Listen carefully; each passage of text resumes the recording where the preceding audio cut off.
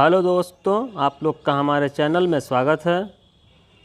आज से हम लोग स्टार्ट कर रहे हैं यूपीपीसीएल टीज 2 की क्लासेज। तो सबसे पहले हम लोग देखने वाले हैं प्रतिरोध या रेजिस्टेंस के बारे में। आइए देखते हैं प्रतिरोध या रेजिस्टेंस क्या होता है। तो देखिए, विद्युत परिपथ में या इलेक्ट्रिक सर्किट जिसको बोलते हैं, उसमें जो करंट फ्लो होती है उसी के मार्ग में अवरोध यानी रुकावट पैदा करने के लिए हम लोग प्रतिरोध का इस्तेमाल करते हैं। प्रतिरोध या रेजिस्टेंस के नाम से भी स्पष्ट है, इसका मतलब होता है कि किसी भी चीज़ के मार्ग में अवरोध यानी कि रुकावट पैदा करना प्रतिरोध कहलाता है। तो प्रतिरोध जो होता है इलेक्ट्रिक सर्किट में, विद्युत परिपथ में धारा के मार्ग में रुकावट पैदा करता है यानी कि अवरोध उत्पन्न करता है। तो हम लोगों ने जाना कि प्रतिरोध का काम क्या है सर्किट में। अब देखते हैं कि प्रतिरोध को हम लोग किससे दर्शाते हैं। तो देखिए, प्रतिरोध को हम लोग R से दर्शाते हैं। प्रतिरोध को हम लोग क्या करते हैं, R से दर्शाते हैं। बात करें अगर प्रतिरोध के फार्मूला की, देखिए प्रतिरोध R बराबर होता है रो L/A, जहाँ पे L हमारा लंबाई होता है, A क्रॉस सेक्शनल एरिया होता है यानी क्षेत्रफल। प्रतिरोध के मात्रक जो होता है वो होता है ओम, जिसको इस तरीके से दर्शाते हैं। अब आइए देखते हैं कि प्रतिरोध किस किस चीज़ पर निर्भर करता है। देखिए, प्रतिरोध हमारा जो होता है वो लंबाई और क्रॉस सेक्शनल एरिया यानी क्षेत्रफल पर निर्भर करता है। हम लोग से एग्ज़ाम में क्वेश्चन दो तरीके से पूछा जाता है। इस पर न्यूमेरिकल क्वेश्चन भी आते हैं और थ्योरेटिकल क्वेश्चन भी आते हैं।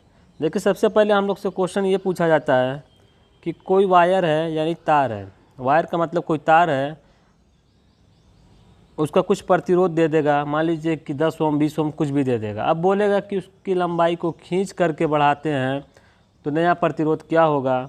या तो दूसरा इस तरीके से क्वेश्चन आता है, कोई तार है, उसका प्रारंभिक प्रतिरोध जो है 10-20 ओम कुछ भी देकर बोलेगा, अब उसकी लंबाई को 2 गुना कर देते हैं, 4 गुना कर देते हैं तो प्रतिरोध क्या होगा। तो देखिए, दो कंडीशन बनती है। पहला बनता है, देखिए हम लोग पहली कंडीशन देखने वाले हैं कि बोलता है कि जब तार की लंबाई खींच कर बढ़ाया जाए तो प्रतिरोध पर क्या प्रभाव होगा। तो ये देखते हैं, तार की लंबाई खींच कर बढ़ाते हैं तो प्रतिरोध पर क्या प्रभाव होता है। देखिए, हम लोग देख रहे हैं कि तार की लंबाई अगर हम लोग खींच कर बढ़ाते हैं तो प्रतिरोध पर जो प्रभाव होता है वो क्या होता है। मान लीजिए कि हम लोग का कोई वायर था जिसका प्रतिरोध हम लोग मान लिए कि R ओल्ड है, इसकी जो लंबाई है L है। अब हम लोग को पूछ रहा है कि इसकी लंबाई को खींच कर बढ़ा दें। तो देखिए, कोई भी वायर होगा, जब उसको आप लोग खींचेंगे तो उसका जो क्रॉस सेक्शनल एरिया होगा यानी क्षेत्रफल जो होगा वो कम होगा, लंबाई बढ़ जाएगी। देखिए, हम लोग यहाँ पे क्या किए, इसको खींच करके बढ़ा दिया गया है, इस वायर को खींच करके यहाँ बढ़ाया गया है। तो देखिए, इसकी जो लंबाई थी, मान लिया कि n टाइम्स हम लोग यानी n गुना हम लोग बढ़ा दिए, तो इसकी लंबाई क्या हो जाएगी, n × L हो जाएगी। अब इसका नया प्रतिरोध हम लोग मान लिया R न्यू है।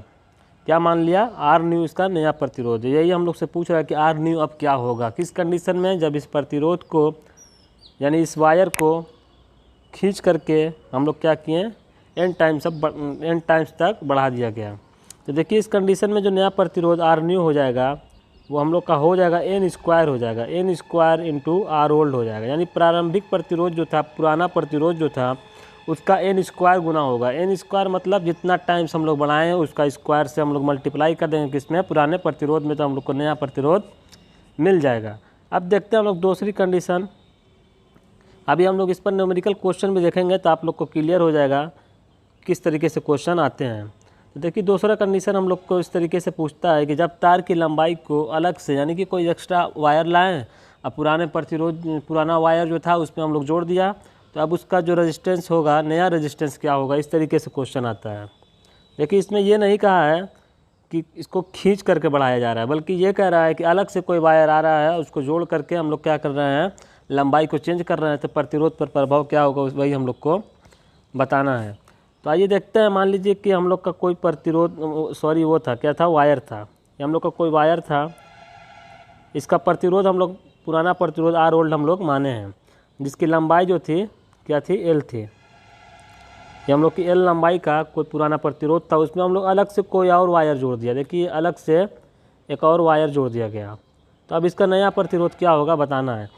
तो जब इसमें हम लोग अलग से वायर जोड़े हैं यानी इसकी लंबाई बढ़ गई, मान लीजिए कि लंबाई अब क्या हो गई, n इंटू एल हो गई, NL हो गई, यानी कि लंबाई क्या हो गई, n गुना हो गई। तो इस कंडीशन में जो हम लोग का नया प्रतिरोध ये होगा आर न्यू क्या होगा, तो देखिए नया प्रतिरोध जो होगा आर न्यू बराबर हो जाएगा n गुणते आर ओल्ड हो जाएगा, यानी प्रारंभिक प्रतिरोध का n गुना हो जाएगा, यानी कि जितना गुना हम लोग क्या किए हैं, लंबाई बढ़ाए हैं, उतना गुना हो जाएगा प्रारंभिक प्रतिरोध का। तो आर न्यू बराबर क्या हो जाएगा, n गुणते आर ओल्ड। अब देखते हैं इस पर क्वेश्चन किस तरीके से पूछा जाता है। तो आइए देखते हैं। देखिए पहला क्वेश्चन आप लोग के सामने है, दिया हुआ है कि यदि किसी तार का प्रतिरोध 10 ओम है, कोई तार है हम लोग का वायर है, उसका 10 ओम का प्रतिरोध दिया हुआ है। बोल रहा है कि यदि तार की लंबाई को खींच कर 2 गुना कर दिया जाता है तो तार का प्रतिरोध क्या होगा। देखिए तार को हम लोग क्या कर रहे हैं, यहाँ पे लिखा हुआ है खींच कर 2 गुना कर रहे हैं, तो तार का प्रतिरोध क्या होगा। तो अभी हम लोगों ने देखा था कि अगर खींच कर 2 गुना करते हैं तो नया प्रतिरोध जो होता है n स्क्वायर, यानी कि जितना गुना हम लोग कर रहे हैं खींच कर उसका स्क्वायर गुणते आर ओल्ड हो रहा है। आर ओल्ड का मतलब पहले वाला प्रतिरोध। तो देखिए 2 गुना हम लोग कर रहे हैं तो 2 का स्क्वायर हो जाएगा। आर ओल्ड का मतलब दिया हुआ है 10 ओम, तो हम लोग का 10 ओम रख दिया। अब देखिए हम लोग का क्या हो जाएगा, 40 ओम प्रतिरोध, नया प्रतिरोध जो मिल गया 40 ओम मिल गया। तो हम लोग का ऑप्शन में दिया रहेगा 20 ओम, 10 ओम, 40 ओम, तो हम लोग ऑप्शन में इसी तरीके से सेलेक्ट कर लेंगे कि 40 ओम हम लोग का नया प्रतिरोध हो जाएगा। तो ये तो हम लोग न्यूमेरिकल लिए थे, पहले वाला जो हम लोग का टॉपिक था उस पर कि जब खींच कर बढ़ाते हैं। अब देखिए अगला न्यूमेरिकल हम लोग के सामने है, देखते हैं इसका आंसर क्या होगा। देखिए क्वेश्चन आप लोग के सामने, यदि किसी तार का प्रतिरोध 10 ओम है, यदि तार की लंबाई 2 गुनी कर दी जाती है तो तार के प्रतिरोध पर क्या प्रभाव होगा। देखिए इसमें भी लंबाई 2 गुनी हो रही है, लेकिन ये नहीं बोला है कि उसी वायर को खींच कर किया गया है। जब इस तरीके का क्वेश्चन हम लोग के सामने आएगा तो हम लोग ये वाला फार्मूला लगाएंगे कि आर न्यू जो हो जाएगा n गुना हो जाएगा, यानी जितना गुना लंबाई हो रही है उसका उतना ही गुना हो जाएगा प्रारंभिक प्रतिरोध का।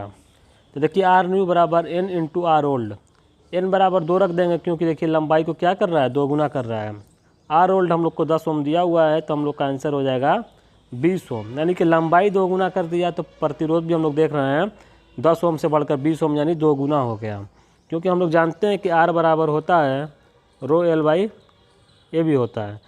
इसी तरीके से हम लोग देख सकते हैं कि लंबाई 2 गुना होगा तो प्रतिरोध भी 2 गुना हो जाएगा, क्योंकि लंबाई और रेजिस्टेंस जो है दोनों डायरेक्टली प्रोपोर्शनल हैं, यानी समानुपाती हैं। तो इस तरीके से हम लोग से एग्ज़ाम में रेजिस्टेंस पे क्वेश्चन पूछे जाते हैं कि रेजिस्टेंस पे प्रभाव क्या होगा जब लंबाई को खींचकर 2 गुना कर दे या 4 गुना कर दे, जो भी पूछ सकता है। एक पूछता है कि अलग से वायर जोड़ दिया जाए। तो इस तरीके से 2 तरीके के क्वेश्चन जो एग्ज़ाम में पूछे जाते हैं हम लोगों ने इस वीडियो में देखा है। इसी तरीके से हम लोग सीरियल नंबर से आगे देखते रहेंगे। तब फिर हम लोग मिलते हैं नेक्स्ट वीडियो में, तब तक के लिए धन्यवाद।